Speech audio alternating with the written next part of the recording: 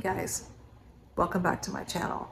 I am on my phone because my last video that I uploaded and pulled cards and did a reading on some world events, the sound quality was bad. So I knew if I uploaded it, you guys would complain, which I don't blame you because it was pretty horrific.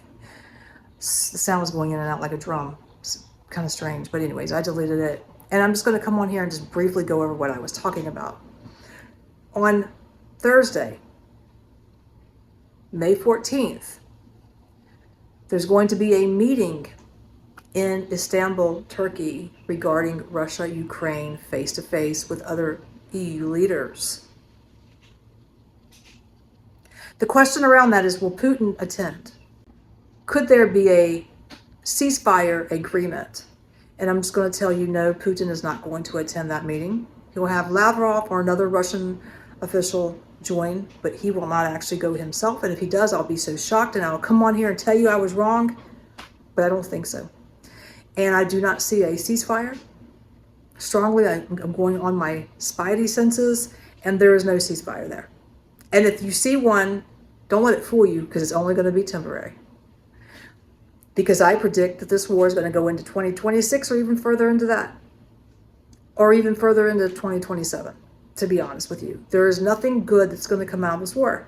This meeting is going to be an open door, an open channel to misadventures, unfortunately.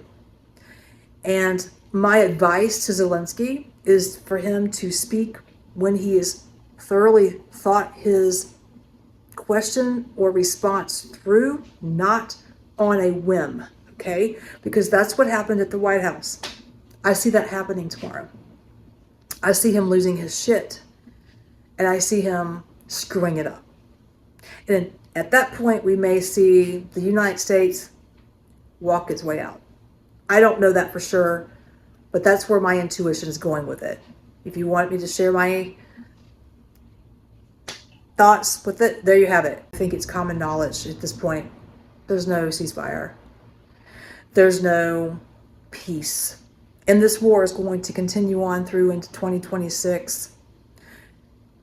Eventually, you're going to see France, you're going to see Germany, you're going to see England fight side by side with Ukraine.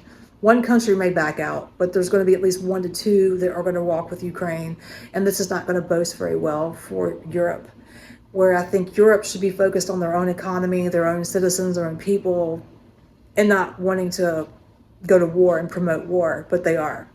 Not all EU countries, but the 3 I mentioned primarily. This is going to hurt them in the long run, because you have to understand what Russia can't take. They're just going to nuke you and take the rest if they want it by that point. And that's what people don't understand. It's very serious. This is not a game of chess. It is very serious. And I'm not taking sides because my heart goes out to the civilians of both sides. And Ukraine has lost a lot of people, but I don't support proxy war. And that's what this is. And Joe Biden knows it is. And some of the other EU leaders, right, Starmer, Macron, Stoltz. You know, this is horrific. It's horrific. I don't see an ending. I only see polarization getting worse and growing, manifesting. You'll see North Korea, China,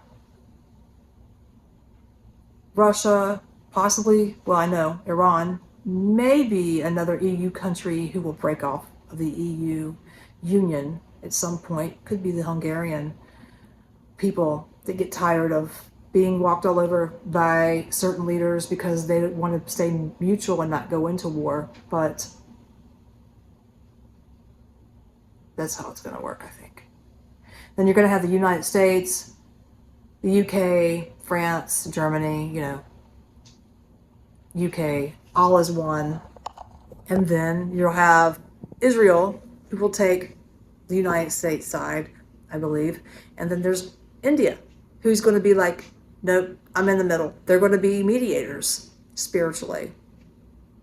They're not going to promote war on either side. And that's how I see it. It's how I've always felt. You see, with England, when Rishi Sunak left, this is just my opinion. When he left, the Labour Party steps in. And that's not going to go well for the monarchy.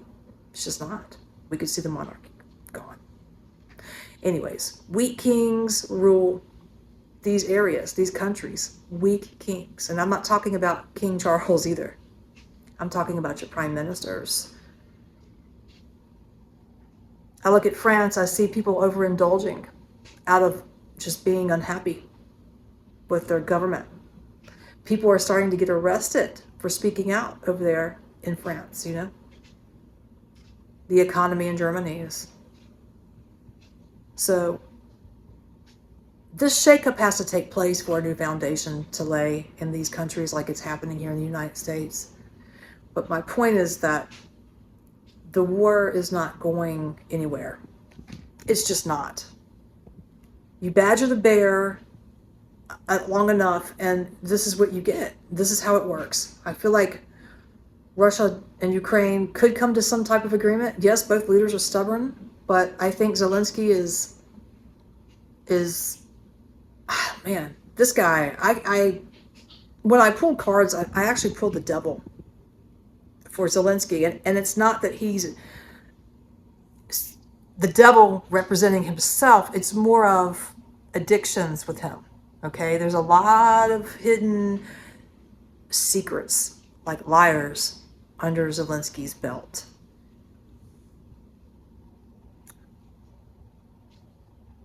Sexual motive, maybe some addiction there. That's what I was getting, but I'll keep it to myself. And he's angry. He's not going to settle. And I understand his point of view. He's put in there as a puppet. I know. But you got to come to a peace agreement. You have people that are under you, you're responsible for, you're reliable for, and that is your citizens, your people. Let Russia have some of their land back. Just do it. And Russia, stop sending drones over there, you know. So my prediction in this video, it's not even really a prediction, is there's not going to be a ceasefire, war is going to continue, and you're going to see 3 to 5 years of instability and shakeup in Germany, France, and the UK.